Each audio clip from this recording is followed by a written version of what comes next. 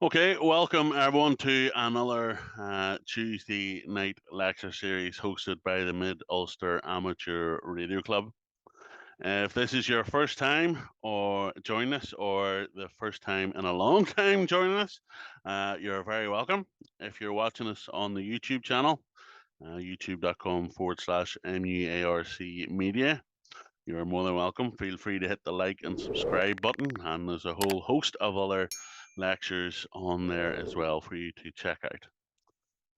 This evening we have Keith. If you're not from Northern Ireland, you may not recognise Keith, but for all of us natives, we definitely maybe recognise his voice before we'd recognise his face. And he'll be talking a wee bit about his amateur radio career as well as his time in the media. So, Keith, we're really glad to have you this evening. And again, feel free leave a comment under the video or on this on the Zoom chat here if you have any questions. I'm sure we can have a bit of time at the end for a Q&A session there. So, Keith, if you want to, well, we'll hand the floor over to you, Keith. There, you can introduce yourself there and tell us a wee bit about yourself and your call sign, even. And then it's over to you. No problem at all. The floor is yours. Dave, thank you very much indeed. I'll not give the call sign because that's all part of the basic talk, Sure. which we'll get through in about 5 or 10 minutes, and then we'll go into more specifics. And at any point during the evening or the talk, please feel free to interrupt and ask a question. So this is perfect timing because it was this time 50 years ago that I was leaving school, having passed the RAE, the Radio Amateurs examination. And it was later in the year that I got my first call sign, the GI8IHK. And at the same time, they were starting up a voluntary hospital radio station at the Ulster Hospital, which I was part of the team of. And I left school to start an apprenticeship with an X-ray company installing X-ray equipment. And that went on for 3 or 4 years. The hospital radio got up and running. The X-ray equipment was being installed. And at the end of that period, in 1978, Ulster Television was looking for a continuity announcer. And I made the application and was successful. And that started my professional broadcasting career. At the same time, there was a gentleman by the name of Joe Beattie who was writing in Ireland Saturday Night, which used to be a Saturday evening newspaper published from the Belfast Telegraph in Belfast, GI3NQH. Joe Beattie wrote this weekly column about amateur radio called The Rectifier. And Joe was very clever. He said that Keith is changing not only jobs, but frequency, going from X-rays to UHF waves. So that was the sort of integral part of the start of the career. I was 20 years with Ulster Television, presented the Police 6 program, did the GMTV news in the morning, and Police 6 became Crime Call. That all came to an end in 2020. Sorry, I do say 2020, 2000, when I went freelance to Downtown Radio as a radio newsreader. And a year and a half after that, BBC was looking for a newscaster. I made the application and spent a further 20 years with them. In between times, and in the early days of UTV, Raynet was up and running. I'm going to mention a few names. Well, our good colleague, John, GI4BWM, would have been part of Raynet then. Terry Barnes was my contact in the Belfast and Down Radio Club. And Terry got me involved in Raynet. And one of the first events that I was at was the Temple 100 road race. I think the second event that I was at was the Northwest 200. And here we are in the eve of the Northwest 200. The first radio rig was a Trio 2200 GX, which had 25 watt KC spacing, crystal controlled. And of course, in those days, there were no repeaters. It was everyone's job to get the best signal in and the best signal out. And you made the relevant antenna and you got the connection back to control. After a couple of years, Terry invited me to join him in control, and I became the controller of Belfast and Down Radio Group. for a number of years before getting married and the young family coming, etc., etc. At the same time, broadcasting was going on. I was deputizing for Charlie Witherspoon in Police 6. Poor Charlie took a stroke. I was asked if I would take on the program. We moved that on from Police 6 to Crime Call. We started GMTV News in the Morning from Havelock House in Belfast. And as I say, there were great times. There were early times. Everyone was learning. UTV in those days was a family. GI3XEQ, Alec Reid would have been an engineer in UTV. There were a couple of other engineers who were hams. We were part of the ITV network, of course, professionally, but we were part of the ITV amateur radio network as well. And on we went. Great days, great times, and a couple of stories to tell about that later in the talk. We got involved heavily with Raynet, and again, a lot of stories to tell there, how that has changed down through the years. Now we're, of course, digital. Now we're using repeaters to get our messages through. And, oh, I apologize about that. Everything is crystal clear, and to an element of security as well, that people aren't listening on mobile listeners, mobile rigs. It was a fascinating time being in broadcasting. Yes, I came through the troubles. We came out of the troubles. We got the political situation sorted out. We got everything set up. We got the hospital radio going. We had a lot of time with that. In 2022, I retired after 44 years in broadcasting, and then left it for a year. And somebody said they were looking for volunteers as meters and greeters at the Ulster Hospital. And so I went back there last year to start doing that. And that's where the title of the talk, Full Circle, comes from. I started as a volunteer in the hospital, 44 years of professional broadcasting in between. Amateur radio continued through the years, and now we're back volunteering at the hospital. Any questions at this stage before I tell a few anecdotal stories about each aspect of the career and of amateur radio? Nobody coming forward. In the early days of Ulster Television, I joined just after they introduced colour. In fact, for the last 25 years, I've been having a monthly lunch with ex-UTV colleagues, and they would have been two of them would have been the original engineers who would have set the station up in black and white. So that's how far back we go. But they went into colour. In the early days, everything had moving parts. Our video recording equipment was 2-inch reel-to-reel tape recorders. Now in television, there's not a moving part. Now in radio, there's not a moving part. And television went off the air just before midnight every night. And that's when you switched off and the transmitter was shut down. And then we went into 24-hour television and 24-hour news, etc., etc. Love to tell you a very funny story. In the early days of Ulster Television, we would have got outtakes from the BBC. Every Christmas, the BBC would have made an outtake tape, and we managed to get a copy of that. And it was a Friday night, and we maybe had a couple of beers, and we'd had some nibbles, and we were off the air. We thought we were off the air. Our last programme of the evening, we had fed to Scottish television, and so the link to Scotland was still up. And we'd forgotten to tell the transmitter to switch off. And we'd started to play this 2-hour tape of outtakes, beat bloopers, out to what we thought was just Havelock House.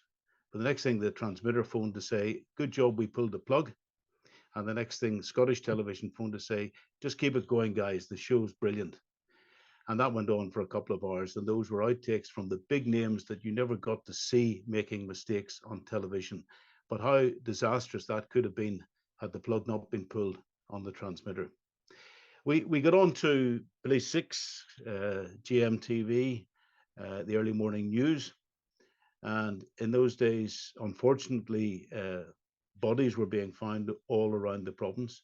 One of the big names on GMTV was the fitness guru,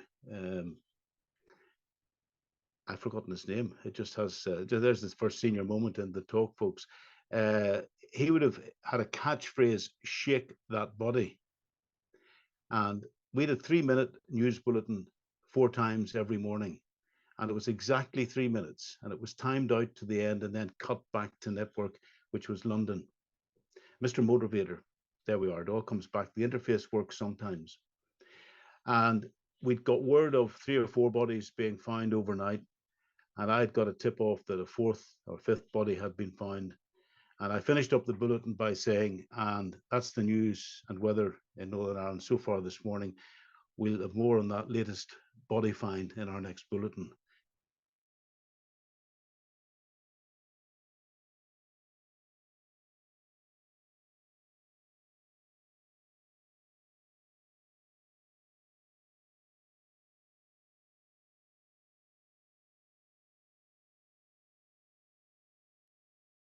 One lovely story was a house down at Portadown Way had a lot of valuable antique furniture stolen, including a captain's chair, which had cabrio legs.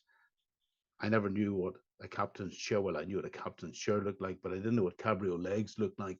We got back to Havelock House, and the producer of the program said, Keith, why don't you slip around the corner to the antiques shop there and ask them, would they, one, have a picture of a captain's chair, and what are cabrio legs? And lo and behold, yes, they did have a captain's chair in the shop. And yes, they did. It did have cabrio legs.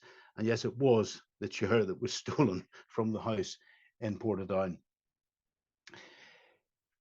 Going up to the Northwest as an operator for Raynet was exciting because not only were we providing invaluable communication for what were very serious incidents and very sad incidents at sometimes, but there was one year I was late to get a campsite for my touring caravan, and I managed to get a site at Castle Rock.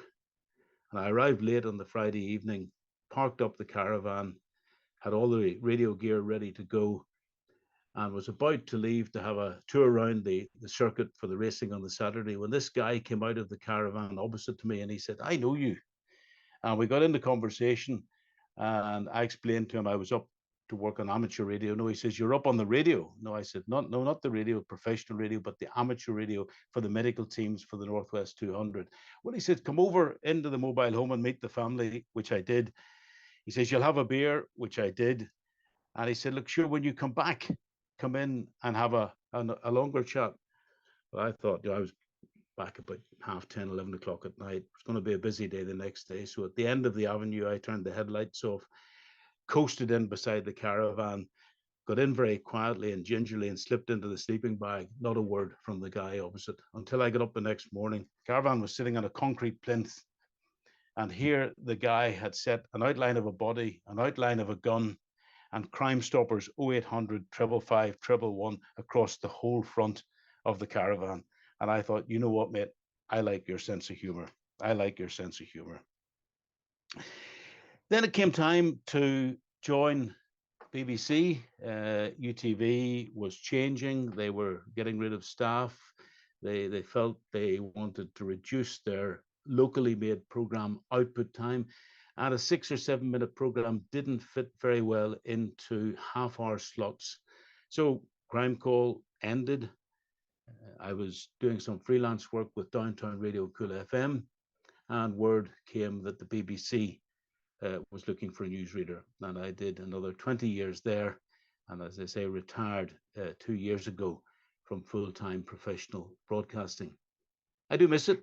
I miss the excitement of it. I thoroughly enjoyed the professionalism of television and radio. I have to say, in many ways, radio is much harder to work on than television. It's much easier to smile on radio than it is on television.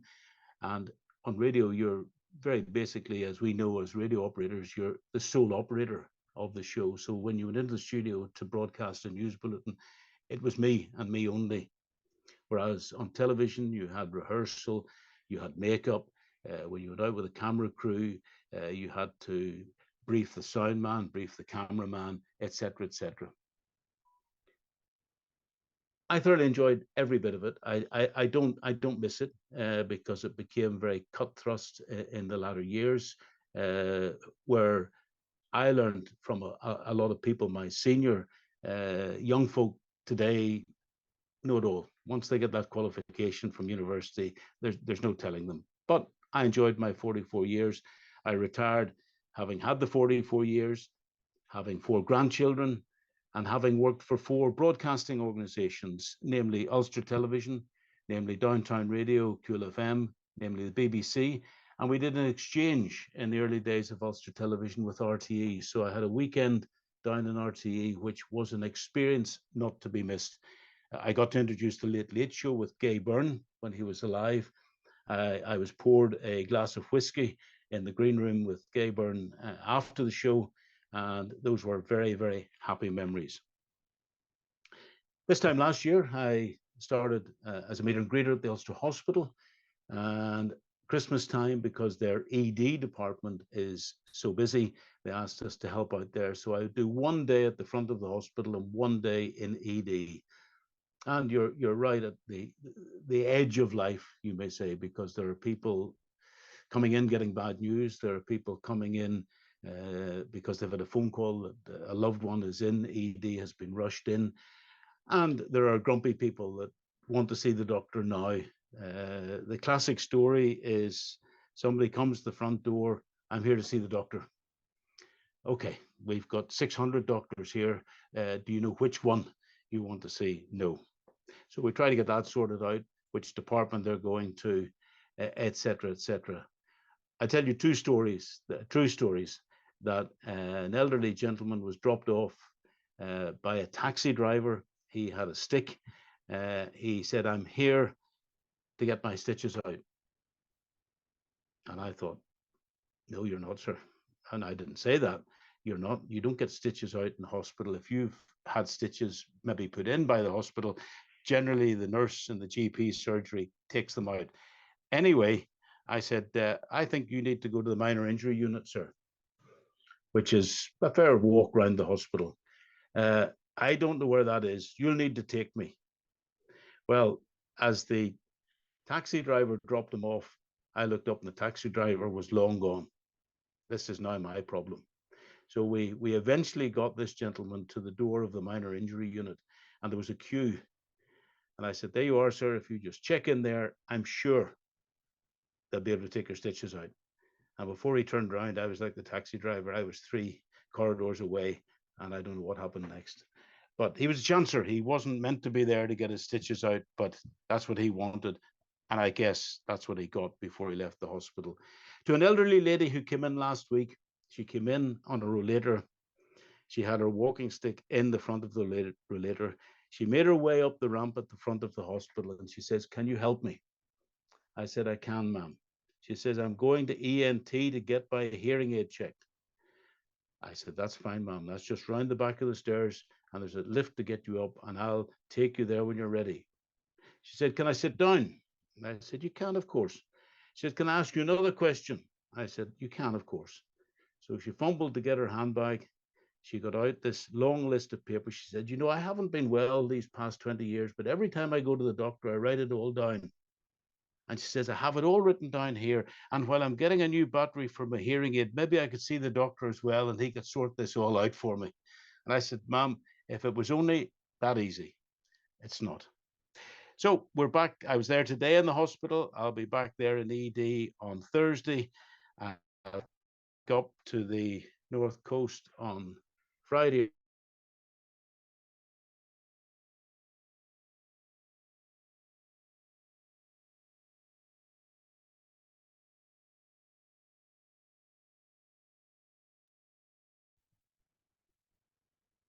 Keith, we're having a wee bit of data loss there from you.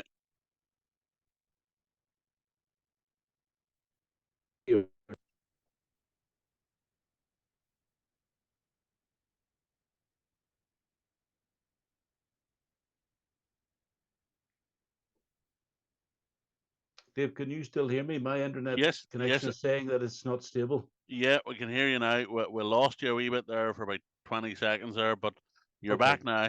Okay. Any questions, guys? Any comments, questions?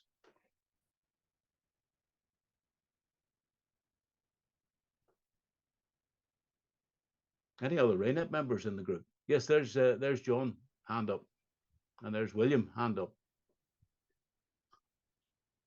So And feel free, guys, if you want to take an order, or Keith, if you want to call on someone with their hand up there. Well, let John had his hand up first there. MI6XG said, "Go on ahead, John. Good to see you. Good to hear you." Good evening. Thanks very much for taking the time to come to the talk. It's interesting to hear you. You said you were in downtown radio for a while. I wonder, was that in the 70s? No. It was 2000. I joined 2000. Downtown Radio 2000 and left in 2002 to go full time with the Beeb. The reason I'm asking is because in the early days in downtown, when I was going to school, I used to get the train down to Finicky, meet up with a friend, and then two of us get the train on down to whatever school we wanted at the time. And his dad had a stereo. I'd never seen stereo. And they used to have these two DJs on with one voice on one side and separated one voice on the other. And I was mesmerized with it. I was only a youngster. And Yes. but the newsreader always came out the centre. So it just doesn't put in the job chance you were there at the time. So it just mesmerized me, the idea of stereo. Well, I don't know if any of you guys know John Rossborough, but John Rossborough would have been one of the first engineers to help build the studios of Downtown Radio down in Kiltonga in Newton Ards. And I was down with John when the studios were being built, and it was purpose built. It was very, very well done. I think they'd 3 radio studios, a small recording studio, and a news booth. And it was all sort of octagonal. So every studio looked into every other studio and into the news booth. It was all state of the art in those days. It was all 12-inch reel-to-reel recorders and quarter-inch tape machines, quarter-inch jingle machines, now of which is all electronic, all done by computer, of course. And it would have been mono in the early days, but they would have had a stereo output. No, did they go to Divis and stereo, not Divis Black Mountain and stereo initially? I think they might have done. Yes, they were the first stereo station, because I think it was only after that Radio Ulster went stereo. But there was some fun being done with the mixing desk and putting people in the middle and pulling them over to the left and over to the right, etc., etc. Yes, very much so. William, I think you had your hand up as well, 2I0, William, and then we'll come to John, MI0 down below there. Yes, Keith, good evening. Good evening to you. William, 2I0 WMN, currently the club chairman for the Mid Ulster. You were saying about RAINET. I do a bit of RAINET myself as well, as long as some other members. My next event will be the Northwester, but I'll not be doing RAINET. I'm doing flag duties for the weekend. Okay. For the week. We did meet briefly, Keith, at Dr. Fred McSorley's retirement do. Oh, yes, a few years ago. Indeed. Yes. Along with John McCullough, who is now our RSGB president. Yes, yes. Yeah, so good to meet you again, Keith, and good to get to listen to your stories. Thank you, William. Thank you. You're breaking up, but I got the gist of that. Thank you. And then down below you is John, MI0WJC. Go on ahead, John. Yeah, Keith, another RAINET man. I take it you'll be at the Northwest, your usual post there at Mill Road. Yes, and, very much so. Yeah. Have you any funny stories to tell about the RAINET duties, not just the Northwest, anywhere at all there, over? Well, apart from the story in the caravan, we've had many incidents, and I was one of the first with, we've a paramedic that works at Mill Road Roundabout, Paul McFarland. You might know him as Picture Skew. Paul takes a lot of pictures around the province. He's a very fine photographer, a very fine paramedic as well. And it was in 2015 that things went very quiet up at Mill Road Roundabout, and Paul looked around the corner. We would be tucked in, so we wouldn't see the bikes coming upon us at Mill Road Roundabout. And the next thing, he looked out and he said, "We're away." And he grabbed his bag, and I'm down the road after him. And as we know, 2 or 3 boys had touched, and it looked carnage when we arrived. And they quietly get on with their work. Dr. John was alive at the time. We had to bring the air ambulance in, and the adrenaline just pumps, and you think, this is life and death. This is life and death, even more so than at the hospital. You're right on the front line.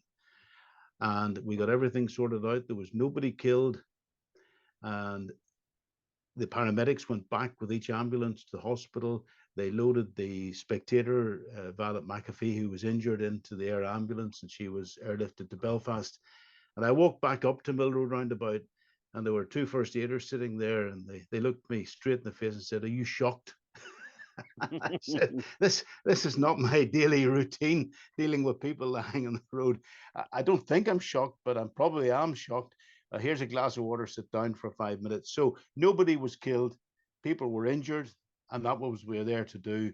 And yes, we get a laugh at the end of the day. They're good guys. You know, there are many funny stories going about the late Joey Dunlop. Probably one of the funniest ones for Joey was the early days of the Northwest 200, when UTV had television coverage of the Northwest, which the Beeb has now had for a number of years. But UTV was covering it, and like myself, you guys know that the practice was on a Tuesday night and a Thursday night, and then racing was on the Saturday. Now we've practiced normally on the Tuesday and the Wednesday this year, practice on the Thursday morning and afternoon this year, and then racing on Thursday night with the full day's racing on the Saturday. But on the Tuesday night back then, the mist had come in off the coast, and there was no practice. Practice was cancelled. And the Bowl Joy decided, can't have this.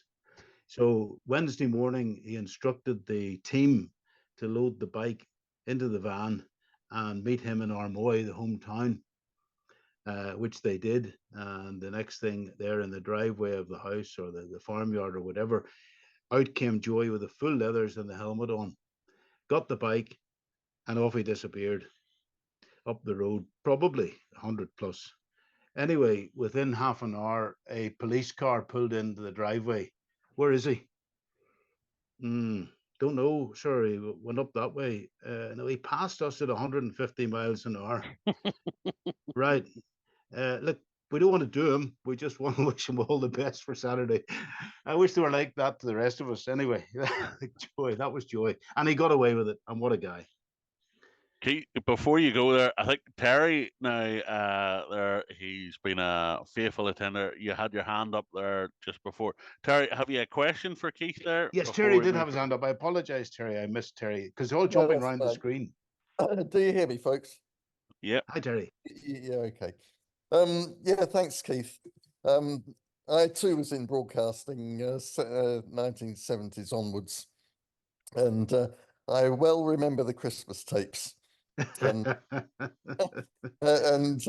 yes, some of the Christmas tapes were definitely not for transmission. No. And I do remember local viewing, and everybody made sure the U-links were out. Yes. Out of shadow of a doubt. So yes. Thanks for the reminiscences. Absolutely loved it. What you didn't say before we lost your sound, what happened at the hospital on the Friday night? You were going to tell us, and it all went quiet. On the did you say Friday night, Terry? Yeah, I think you were saying that you were going in on Friday night to the hospital, but I don't know which Friday. Okay. Okay. Just what we're doing at the moment, Terry, is we do a day at the front of the hospital, at the main reception area, and then we do a day at the back of the hospital in what is the recently opened ED department. We started off doing mornings. They then said, could we do afternoons? And they don't really encourage us to work on into the evening because it can, well, not get very busy. It can become quite fractious. They tell me that Friday and Saturday nights are not the bad nights now for ED departments, Thursday night is the bad night. And I asked the question, why Thursday night? And it's very simple. Thursday night is the bad night because on a Thursday night, our young students take the drugs and the drink and make fools of themselves because they go home to the bank of mummy and daddy on Friday and Saturday. They come back on Monday and do it all over again. But it would, it's an eye opener to stand in an ED waiting room and watch and observe. Yes. Everyone has a pain in their chest, of course they have, but not everyone is having a heart attack.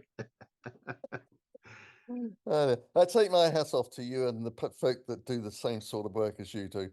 I've sat in A and E, as we call it over here, accident emergency. Yes, yeah. And sometimes you have to sit there for hours and hours and hours, and it's not because the people, it's not because all of them actually have a medical problem. They simply want somewhere warm to consume whatever they're consuming. Yes, I had a cup of coffee with my paramedic friend a fortnight ago in preparation for the Northwest Racing next week. And I said, Paul, tell me this, what percentage of the people in the back of your ambulance would be an emergency? He said, 80% should be nowhere near the back of the ambulance. But he says, I'll be kind and say maybe 10 or 15%. But he says it's probably near 5 to 10%. And I said, you know, the same is true of the ED department at the Ulster Hospital. 80% of the people sitting there should have gone to Specsavers. This is not a walk-in doctor's surgery. This is an emergency department. Mm. Yeah, it's Jeff's a shame laughing. that they can't do a bit of triage on the way in. But, well, yes, exactly. And I have a neighbour, two elderly neighbours who were with their own GP 2 or 3 weeks ago. Both had probably chesty colds and were hoping to get an antibiotic. But the GP said to one of them, I want you to go up to this was an afternoon, I want you to go up to ED in the morning. But ED is an emergency department. If you need to go to the emergency department, you go now, not tomorrow morning, not at the end of next week. So I think we've got to re-educate the primary carers in the society about what emergency is and what more doctors and district nurses can do to help ease the system. Jeff, you're laughing down there in the bottom left-hand corner. GI0LAM. Have you a question? No, I'm just laughing at your stories. I think they're brilliant.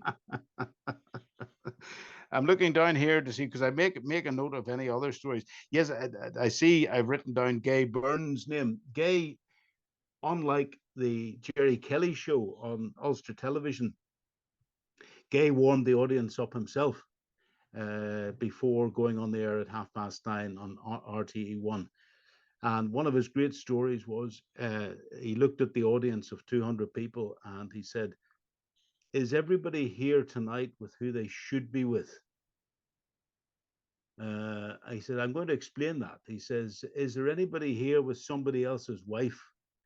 Because we will be taking shots of the audience. And he said, last week we had a guy arrive at the front door at the end of the show with a hatchet. So he said, just if you're not meant to be here, then perhaps you should move seats now. I had the same story. Part of my broadcasting career, I made for Macmillan Media, a Holiday Ireland program, which was a murder mystery weekend, which we did recorded down in Westport. And of course, the people are down for the weekend to enjoy themselves. But while they're there, unbeknown to them, a murder takes place in the hotel. And there was a shot discharged, dum-dum, of course. But as we arrived, this lady said, I really shouldn't be here this weekend. Well, I said, ma'am, when you see the camera come out, you make sure you're behind it, not in front of it. So that was her challenge for the weekend. The rest of them, they solved a murder mystery weekend. Everyone's jumping all over the place. This this is like dominoes. There, Dave, you've gone to the middle now on my screen. Philip has his hand raised there, so Yes, I don't know Philip. if he Yes, has a question there. yes. Go on Yes. ahead, Philip. Go on ahead. Good evening, Keith. Good evening to So you. I think it's just Terry mentioned the last time before your audio went, you mentioned Friday night. I think actually what you were saying was you were going up to the northwest on Friday Yes, on night. Friday night. Yes. And when you had said that, I thought to myself, so you're just there for the racing this time. Are you not there for the practice on the Wednesday and Thursday? And just the other thing, just another observation, I always say to people who go to A&E or urgent care or whatever, especially in the West here, when they say, I was up at Enniskillen Hospital and I had to wait 6 hours before seeing a doctor. My attitude to them is, if you had to wait 6 hours, you didn't need to be in A&E. Exactly. Exactly. And no, I said Friday. Now I can clarify what Terry was asking me. No, I'm going up this Friday to be there in advance of the week starting next Tuesday, Wednesday. As somebody was saying, I mean, a Mill Road Roundabout. This will be the 14th year at Mill Road Roundabout, and we've developed Team 5, as we now call it. And we, 2 or 3 of us, like to get together on a Monday night for a bite to eat and a couple of beers, and then set the scene for the week as it comes in, and then just take it day by day. It'll be interesting to see how it all shakes down with practice on Wednesday, practice on Thursday, and then racing on Saturday. But that Terry G4IYO, that's where the Friday night came in. Yes, I'm heading down this Friday to be there for next week and the racing when it takes place. I was just thinking of another story there. I see that they've all the communications in place now. I was up last weekend around the coast, and they've taken their radio mast from the pits area. And I don't know if you know the sort of lie of the land around the pits, but there's high ground between that and Juniper Hill Caravan Park. And they've used that to put a mast up for the VHF radio coverage, and probably the UHF Marshall coverage. I think our usual site is the water tower over at the other side of the triangle, where John puts up the Raynet repeater. In fact, where my caravan is 2 fields away. So if we didn't get that site, I'm up on high ground, and John could use where the caravan is. Yes, so it's a trek up every week. It's the family let me go for the week, and I go up and enjoy myself and play with radios, keep the radios charged up, get them going. Let's hope this year we don't have any helicopters down on power lines or power cuts. That was a challenge. But yeah, that's what we do, guys. That's what we're trained to do. We're trained to keep communication going. And that's, you know, as we keep talking, one of the other skills that we developed, which is used in television, is that we always had an earpiece in the left ear. And that was television direction from the television director. If you had an experienced director, and I know Raynet controllers say this as well, think before you talk. You can give one word cues in an earpiece, but you don't need to give a running commentary. And there was one news bulletin I was doing on television and UTV, and the news director was commenting on every story. And I had to listen to this while reading out the death of somebody, or somebody had gone into a McDonald's where he'd been hit with an axe. And that's very off-putting. You nearly want to turn to the volume and turn it off, but then you won't get any direction about out times, etc., etc. But as John says, as John was saying in the briefing, 2 months ago, Dave, that we were at, think first and then talk. And it's the same what Terry was saying. You get an interruption, whether it be on the internet or whether it be on UHF or VHF or whatever. And if that one word drops out, that can change the whole meaning of the information that you're passing. And so that's where Roger comes in. Yes, understood, Roger and out. Talking of Raynet, one of my observations is that you hear red flag, and does that mean put a red flag out, or does that mean there's a red flag out? And I think I raised that, Dave, at the meeting 2 or 3 months ago. you need to say we have a red flag out at post 5, or a red flag is going out at post 5, and that then tells everyone else exactly where we are and what's happening. Yeah, absolutely. You're absolutely right. I see Davey here, who his name isn't Fire Tablet. His name's Davey, but he has the hand up there. Okay, so, yes, Davey, yes. Go ahead, Davey. Okay? Yeah. Hi, Keith. Hiya, Davey. Not too bad. The Mid Ulster Amateur Radio Club had their annual Marconi weekend there last weekend up at Navan in Armagh. And funny enough, we had the BBC up doing an interview with us to do a little thing about the Mid Ulster. And there was a guy there interviewing us called Niall McCracken. Yes. So Niall said hello. Yes, yes, Niall's a good guy. Niall would have been as I started the talk by saying, in the early days in Ulster television, the BBC would have been the same. Reel-to-reel tape recording was 2-inch tape. That then became 1-inch tape. That then became a cassette with 1-inch tape. That then became a cassette with smaller than 1-inch tape. Terry's nodding that this was Terry's domain. And now there's not a moving part anywhere near it. The same in broadcasting. You have large reels of, same in radio broadcasting, large reels of tape to tape for radio, which became smaller as the size of the tape reduced, and the memory capacity of a computer then increased, and it was all done on a computer.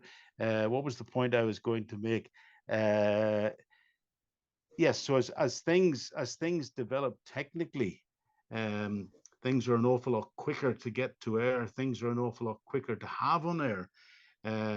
In the early days, a camera crew would have gone out with 16mm film, and that had to be processed when it came in. And you'll all remember the early rotating symbol station identity of Ulster Television. That was the silver recovery from the 16mm film processing that made that, and it was worth a small fortune. I don't know where it ended up when UTV left Havelock House. But as things got quicker and things got more efficient, then we got into the digital age, where you get most of your news now on the mobile phone. And so as that started to develop, then the BBC and other broadcasting organizations moved on to broadcasting via the internet. And Neil McCracken would have been one of our first sort of video journalists. So he will go out with the camera, do the story, then spend a couple of days putting it together into a nice little package, and then putting it on air. So things are an awful lot quicker. Satellite technology has changed. Now a camera can go out into the centre of Belfast with a multi-transmitter on the back of it, and it will pick up 3 or 4 or 5 different telephone networks, piece them all together, and it comes back into Broadcasting House as a very solid and very, very clear signal. So technology has moved on leaps and bounds, as we know. Yeah, I remember the old Betamax. I can go back as far as that. Yes, yes. I sadly, this guy, as far as I know, when we speak tonight, is still alive, but I think he's lying on his deathbed. But one of the sound engineers, John Simpson, in the BBC, John was a wizard when it came to audio. He prided himself in recording a pop band with one microphone. Now, nowadays, that would be a no-no, but John said, if I place the right microphone at the right place, I'll get everything at the right level. And he did. Wow. It was the same in the early days in Ulster Television. They didn't have the technology to have reverberation, and they needed echo on something they were recording out of the studio. So the downstairs gents' toilet in Havelock House was tiled from floor to ceiling with white tiles. And the sound guy of the day decided the way to do it is to close the toilets, to set a speaker at one end of the toilets and a microphone at the other end, and we'll feed the output of the studio into the reverberation of the toilets and pick it up on the microphone and transmit it. And that's what they did until halfway through the live transmission, there was running water, and somebody thought, we've sprung a leak. But no, the watering hole for Havelock House, which was known as Eddie's across the road. Somebody had come out of there, gone across to the back wall of Havelock House and was whittling up against the wall, which was just below the window that had the microphone picking up in the toilets. But here, you couldn't make it up, guys, you know, and those are the stories that will last forever. Where's that running water coming from? Okay, Another cool, question. thanks very much.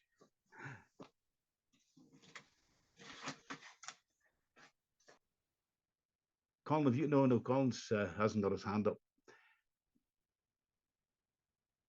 Terry, have you another point, Terry? No, all of this just makes absolute sense to me. Yes. We used to have echo rooms, which were specifically for that purpose. A loudspeaker at one end and a few microphones from which to choose. And you could alter the delay on the echoes. Absolutely brilliant stuff. And yes, I remember, you know, the trade test music that went alongside the test card. Yes. That used to come when I started from 15 inch per second, quarter-inch tape. It was not many years later that the Open University started. And that was eventually broadcast by a self-operated trolley. And the music which went on the in between programs, that came from a Philips EL, was it 332 or 3302 cassette, compact cassette. Yes. And you know, nobody ever made comment about the quality of the music. 15 inches down to a compact cassette. It was a remarkable transformation in technology. Absolutely brilliant. I remember about 10, 12 years ago needing a phono lead for a stereo system. And yes, we can make them. Yes, you can make them for 20 pence. Yes, you can do this, that, and the other.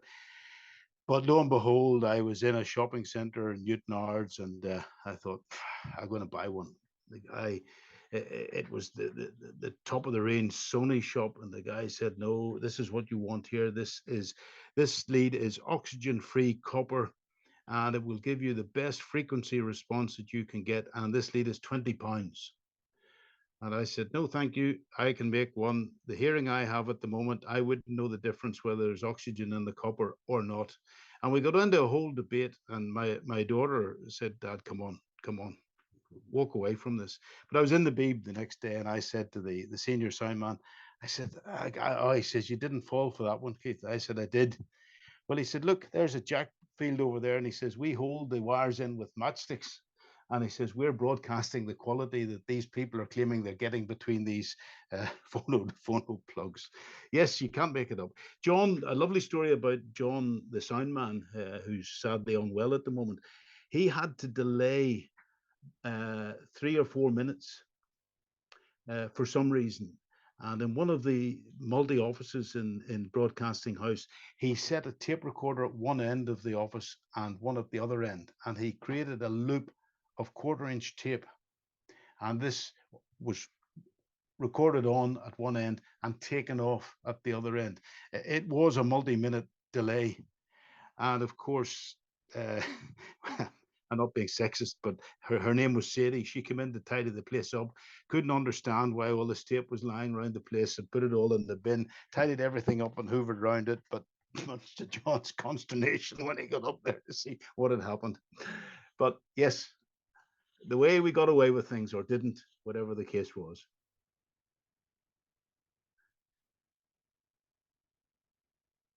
There's a motorbike. Who's John? MI0WJC. I like that. I like that.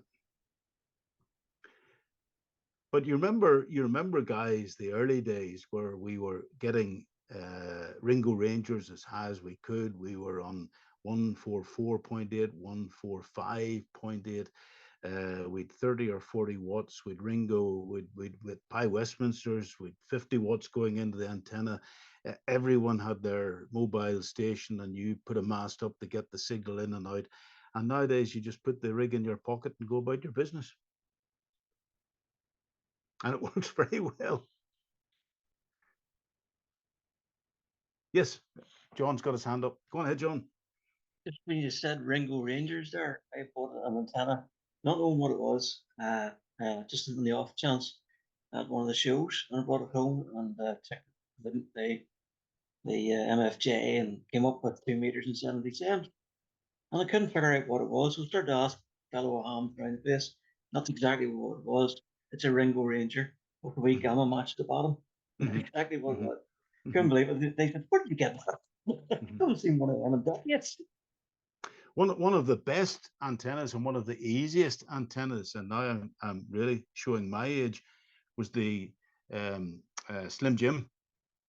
Slim Jim was a very, very effective 2-meter antenna, as was the quarter wave. Do you remember the folded quarter wave that had the 4 radials that threw out a large lobe? We would have used them down in the mornings to get through Hare's Gap, etc., etc.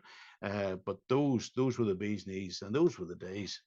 But now there's the height of the antenna, and it goes into the repeater on the top of the hill, and back it comes loud and clear.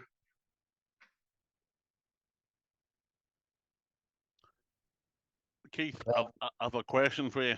Yes. Was there any point in your broadcasting career where you thought, I can't do this anymore, or I don't want to do this anymore? There were hard times. There were times when we were one of the first crews into Oma after the Oma bomb, and it was a mess. It was a mess, and not only was it a mess, but there was an eeriness about it. I've been in some of the French towns that were destroyed during the war, and there's an eeriness about them. But the interview we were doing, we were to be the first in, and it was actually a week after the bomb, or just under a week after the bomb had gone off, and the first of the funerals were taking place, and you think, yes, we're the bearer of bad tidings. That's what we do. These people really want to be left alone to grieve privately, and so you respect them, and you come in and you do what you have to do, and you leave again. Probably that was a hard day. That was a very hard day. I'm sure. One of the surreal days was an evening in downtown radio when the Twin Towers went. That I arrived. I would have stopped off for a short walk in Newton Ards around. I don't know if you guys know the Duck Pond, but in the way into Newton Ards, not far from Kiltonga Industrial Estate. And then I would have heard the 2 o'clock news heading up the station, and a plane had gone into one of the Twin Towers, and you just think, it's a Cessna 4-seater plane. And then the enormity of what that evening brought. I've 3 o'clock to 1 o'clock in the morning. There's 9-10 hours. I have never seen in my 44, what it wasn't 44 years of broadcasting experience then, I have never seen 9 hours go as quickly. One bullet was done before the next had to start, and we were drawing in more information, and then another plane had hit, and then the Pentagon had been hit, and all planes are grounded. And I can tell you guys, I mean, I live in Cumber, and I drove from Newton Ards to Cumber after that shift, and the last thing I wanted to do was to go to bed. I wasn't. There was no chance of me going to sleep that night. So I came up here to the study. I poured a very large whiskey. I turned the computer on, and I started to write. And I offloaded what was in here into there. And I thought, not finished yet. I poured another whiskey and offloaded the rest of it until the point where it was all in there in memory. I hadn't to store it in here. And I thought, this is now empty of memory. I'm going to bed. And that's the way you have to deal with it. The instant the Mill Road roundabout, bodies on the road, yes, you're shocked. And it's only when you come away from it and step back from it that you realize the enormity of what this could have been, what it might have been, what it should have been, what it shouldn't have been, etc., etc. I suppose there were 3 hard news bulletins that I read. You guys will remember Linda Jane Caithness, who I started in Ulster Television with. she then went to Downtown. I followed her to Downtown Radio. She was one of the first people to meet me in Downtown Radio with her husband, Big T, Trevor Campbell. And a year later, we got word that Linda had died, heart attack, suddenly. And we knew at 6 o'clock, but we weren't going to break the news until 9 o'clock that evening. And that's, yes, it's a privilege to have that information. It's also a responsibility to have that information, knowing you're going to have to impart it to somebody, and it's how you impart it. And I remember going on the air, delivering the news, and thinking, how am I going to finish this news bulletin? And that I finished it by saying, and that's the news on the day that Linda Jane Caithness died.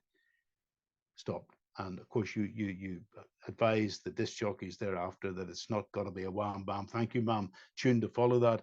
And I got back to the newsroom, and Paul Clark from UTV was on the phone. He said, well done, big man. He says, that was hard.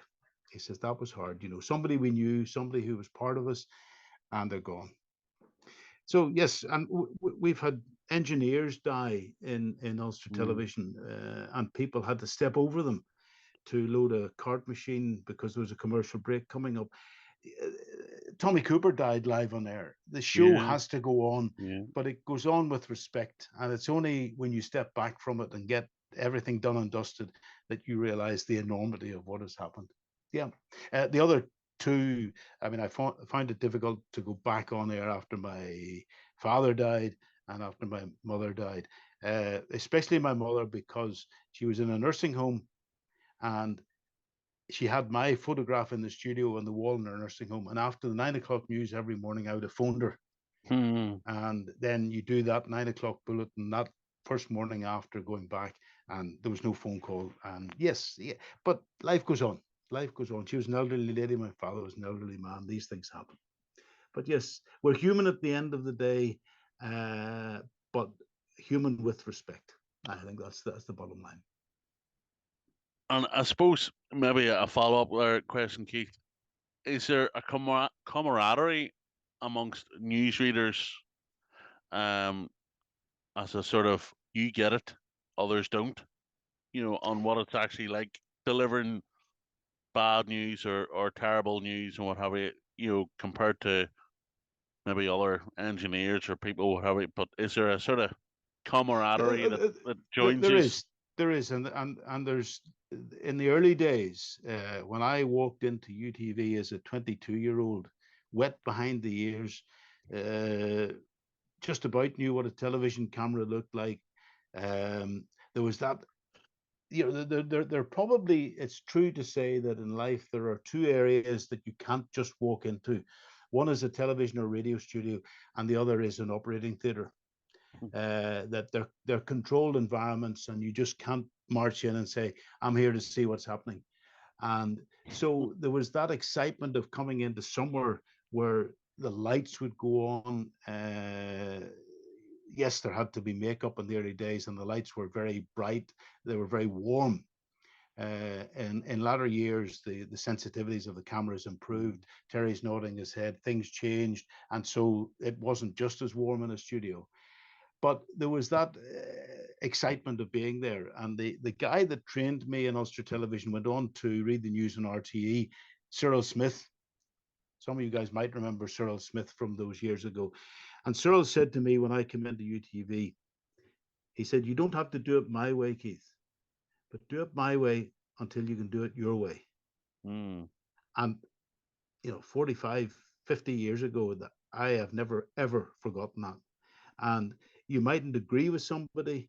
I had a lady come into the hospital 2 or 3 months ago with a T-shirt on. It said in the front of it, I'm not arguing, I'm just explaining why I'm right.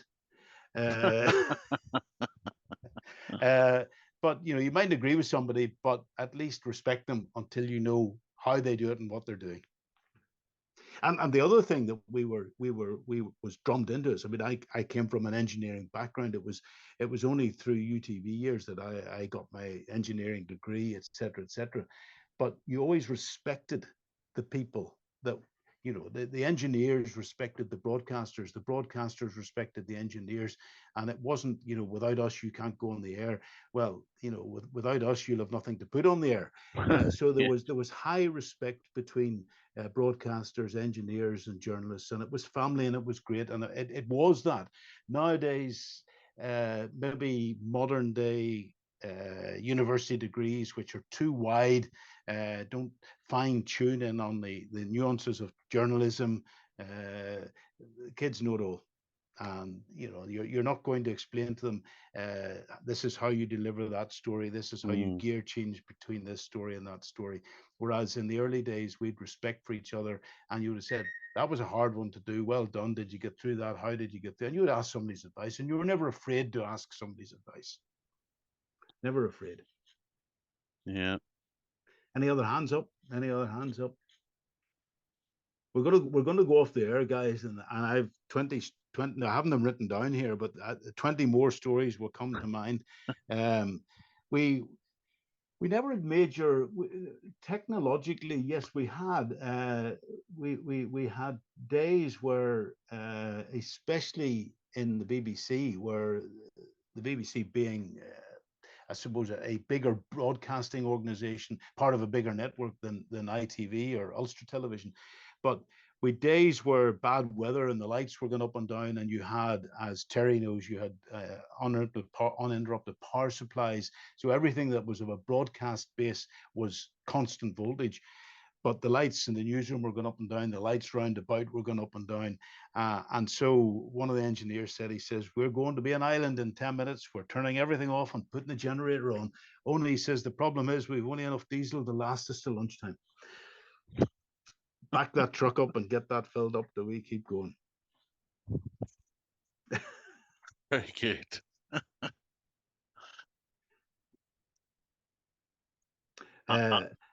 Go on ahead, Dave. Sorry, I was just going to ask, was there any moments of disaster recovery when it really just didn't work?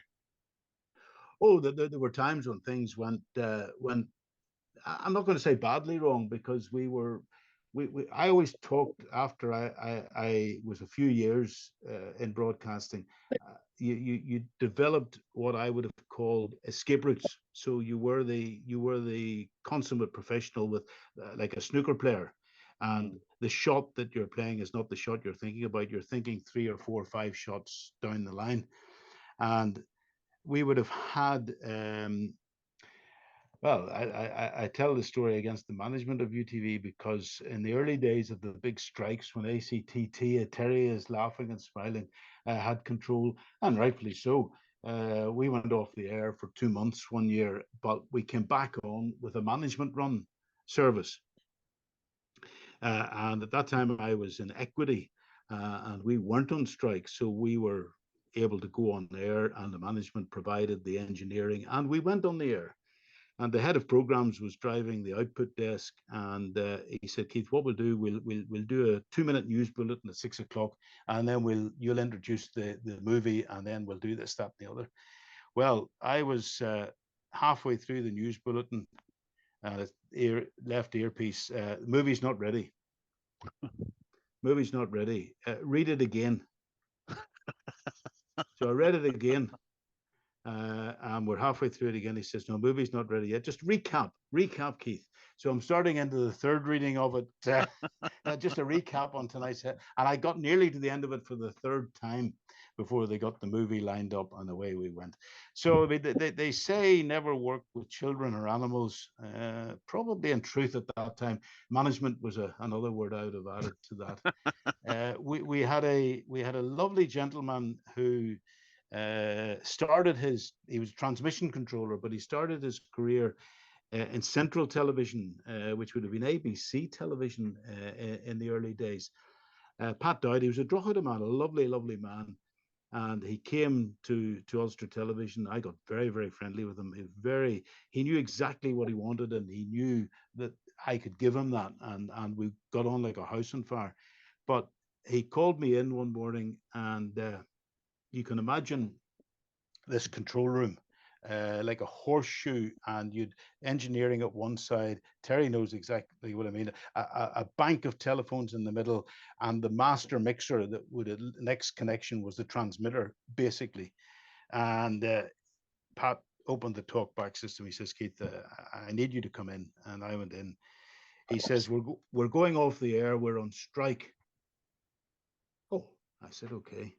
So he ceremonially stood up, and there were two faders, audio and video, and he just put the two fingers and he slowly pulled them down to black and mute. He says, we're now on strike. Didn't tell anyone. Transmitter wasn't told. So the next thing, the transmitter phone starts to ring. The next thing, whoever was linked, Birmingham ATV were maybe in control. They're on the phone. Da, da, da, da, da. Well, he just lifted over to the middle of the desk, and there were maybe 10, bank of 10 telephones, and he just lifted them each in turn and threw them over the back of the desk without answering them. And then he stood up to put his coat on to leave. And do you remember the trim phone, the wee warbles of the trim phone? It was 205, and that was the line to the transmission controller. And it then started to ring. There was a managing director, probably, or the chief engineer, saying, what the hell is happening? And he pulled the bin out, and he fired the phone complete without answering it into the bin. And it landed upside down with the receiver in place and continued to ring in the bin. And he poor guy had a limp. And as he was putting his coat on, the phone's ringing in the bin. He limped out of the control room saying, and even the effing phones are fighting back. And that was it for 8 weeks. We were on strike. You couldn't make it up. You couldn't make it up. Any other points or questions? It's true what I said at the start. All the stories will start coming back when you prompt me. The night that I'm trying to think for Terry's benefit, were they Marconi 8s? Does that ring a bell, Terry? The cameras, were they Marconi 8s? Now, how do I know that? And I'm only a radio ham or a journalist and broadcaster. But that we were all interested in what everyone else did. They were Marconi 8s, and there was a fixed one in the continuity studio. And the night that Linda Jane was leaving UTV to go to Downtown Radio, she was doing the last news bulletin, but there had been a few cans of beer had beforehand. And they were all sitting along the front of the desk, which were out of shot. But halfway through the live news bulletin, the camera developed a fault and started to pull back. And these cans were rapidly coming into shot, but somebody had to dash out from engineering in through the studio door and just drive the camera forward ever so slightly. But we got away with it, guys. We got away with it. Yes. Our secret is safe. We were transmitting. Pat Dowd was on one night. He says, Keith, you caption boards, and as Terry will know, all the captions were in black and white. But in the early days, they probably were in black and white, but then they could color them electronically. So you could have UTV's colors were blue background with a yellow writing. So at the very back, you had the station clock in white numerals, but colored blue and yellow. And then you'd captions for various movies, programs, whatever. So we were transmitting the Towering Inferno this particular night. And as Terry and you guys will know, you always got a 2-minute bleep into the commercial break. And so my cue was, when we got the 2-minute bleep, to light the bottom of the cardboard caption board with a cigarette lighter and burn this thing and have it burning like the Towering Inferno. And cue Keith, and the thing had burnt out. And then all I heard was, oh shit, we're 2 minutes early. And then there was no caption to go to. It was burnt out. You wouldn't get away with that now, Terry. I don't think we would have got away with that in the 70s in the Beeb either. Not in my studio. No. Any other points, there guys? Was practical flame, there would always be 2 BBC firemen, and they were BBC firemen. They were actually employed as such. And there was a role called that. So there were obviously more firemen. Yep. Yep. No, you can't do this, you can't do that. Well, we tried to do it. We did. The in the early days in Ulster television, there would have been a lady came round early evening offering supper. And you ordered your supper, and an hour later, the supper was brought down, a sandwich or a chocolate bar or whatever. And it was this a particular Friday night, and we were staying on to watch one of the outtakes or whatever.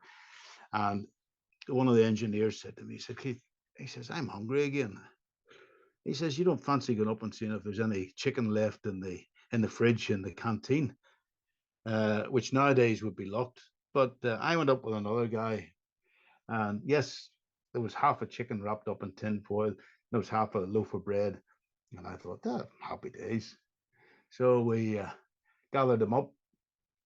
It shouldn't have been anywhere near the place, I suppose. And we were about to head back down to the transmission area. And we heard one of the security guards coming up doing a search round with the torch. So we stood into this alcove with the chicken behind our backs. And as the guy went past, he says, you boys look like a pair of hens just haven't raided a hen house. And little did he know we'd have a chicken behind. Anyway, we got away with it. But sure, that was the fun of it those days. Dave, how we doing? Oh, fantastic. One of those ones I could listen on, and I could listen on. The stories behind the camera or microphone, whatever you want to call it, Keith, it's been very good indeed. I have started to write, not for wider publication, but just a book. My late buddy Stuart Mackey, who was a journalist, he a Coal Island man, lovely man, forgotten his call sign, GI4OCK. And Stuart put together a book of anecdotal stories and a brief summary of his history and a couple of short stories that he'd written, and got 10 or 20 published just to leave for his friends. He'd no chicken or child. And that's what I want to do, to leave the stories, because the stories will die. And certainly the way the technology is going, people wouldn't believe half the things that we tried to do. Yeah. We were doing outside broadcasts from Rathlin Island and UTV without taking, we just had 2 or 3 links across, and you'd have tied 2 or 3 cameras in and linked them across and mixed it all on the Ballycastle side.